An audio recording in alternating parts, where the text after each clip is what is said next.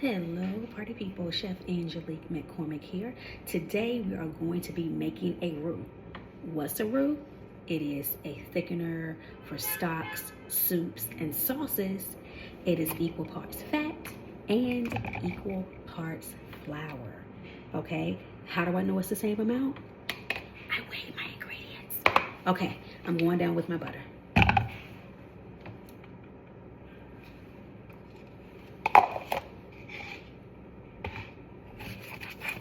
One good way to make sure that you are ready for whatever recipe you're going to be making is to ensure that you have mise en place. I have everything that I need right beside me, okay? All right, so I am melting my butter down, okay? Once I melt my butter down, I'm going to add in my flour, okay? We are almost there. Now, in terms of making a roux, there can be all different types of roux, okay? I could go with a white roux that would go well with the bechamel sauce, or a cheese sauce that is the base for macaroni, okay? I could go with a blonde roux, okay, which has a deeper color and a more nuttier flavor if I was making a velouté. And then there is also a brown roux, which goes in a lot of Cajun seasonings. The brown roux is good for Espanol, okay, which is a brown sauce. Okay, butter's almost there. I am going to whisk in my flour.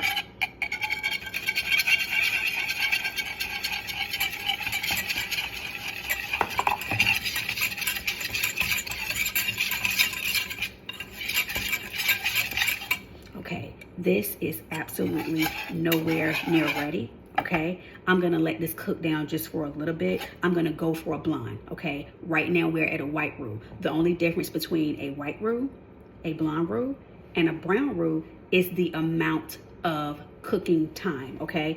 I am going to know when to stop with this because first of all, the color is going to change. And then secondly, when I get to blonde, I'm gonna smell a heavy, nutty flavor and I'm going to know that I am there.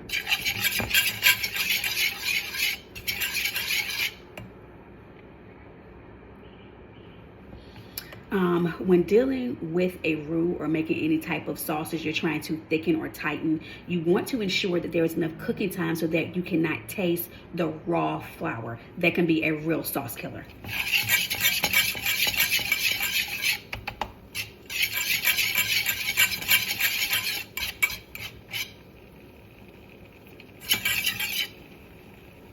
Almost there, not quite. And I want to watch this because I actually want to make sure I'm not going to burn this. Yes, you can burn a roux, and yes, your gravy, sauce, soup, whatever is going to taste burn. If I burn here, my end product is also going to taste burn as well.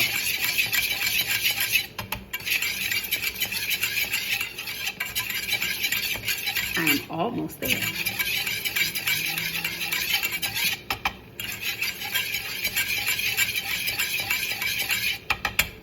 The key to a good sauce, especially when you're adding a thickener, is the flick of the wrist. You must whisk, you want to aerate it, you want to make sure it's velvety, you want to ensure that your sauce has body, okay? I also want to make sure that my sauce is nappe. Nappe means that my sauce is going to adhere to the back of a spoon, okay? Don't want it too thin, but you also don't want it too thick, okay? Like mayo, that's not what we're doing here.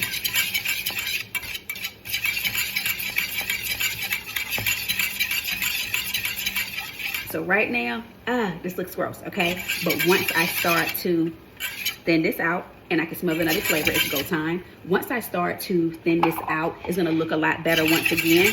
If I properly whisk, if I properly aerate, I won't have a whole bunch of clumps. Now with this part, you have to be careful because you will start to sputter, okay? You have to be ready and have your wrist ready as well. All right.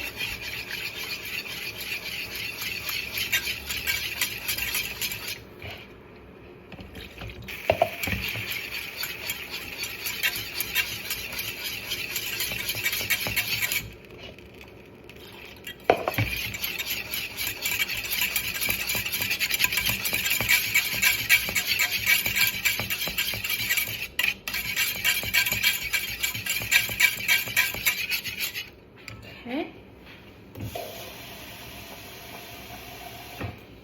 I'm gonna add a little bit more liquid.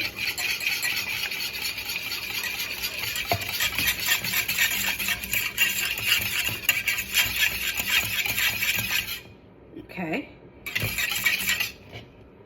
I want to make sure that that raw flour flavor is completely cooked out. But you can have a sauce as easy as 1, 2, 3. You just have to have your ingredients measured out properly. I am not going to start seasoning yet. When you are cooking something, what I have noticed with my years of cooking, if you start to add salt too soon and you cook and cook and cook, that salty taste is even more enhanced. All right, party people, we are back. We have been cooking, okay? My sauce is velvety. It is smooth. No clumps over here. I do not even have to strain, okay? Okay, at this point, I'm going to go ahead and season. What I have here is Himalayan pink sea salt. I have garlic powder, onion powder.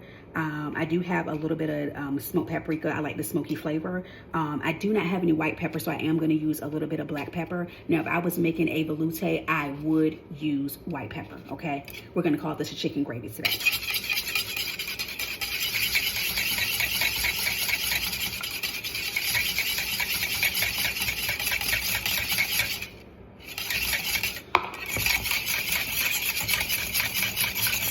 Okay, get there.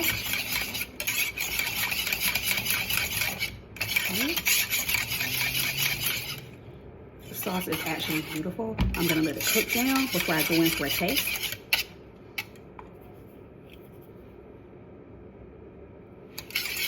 So the longer that I cook this, the more it'll tighten. What I see when people try to make homemade roux or a homemade gravy, there are not equal amounts of fat and flour, and then they're kind of throwing everything in the pan at one time.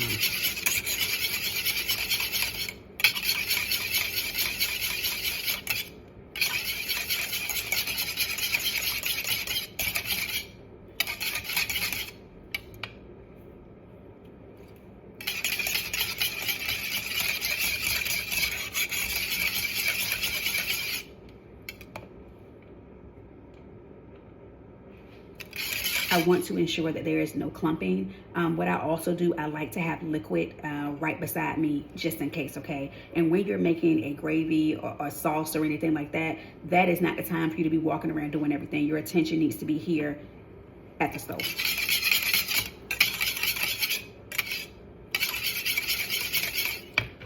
Right?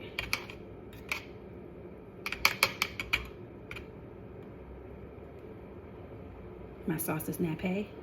It sticks to the back of a spoon, okay? And it's also not too thick, and it's also not too thin. My sauce is actually just right, okay? I'm gonna give it a taste to see if we're ready.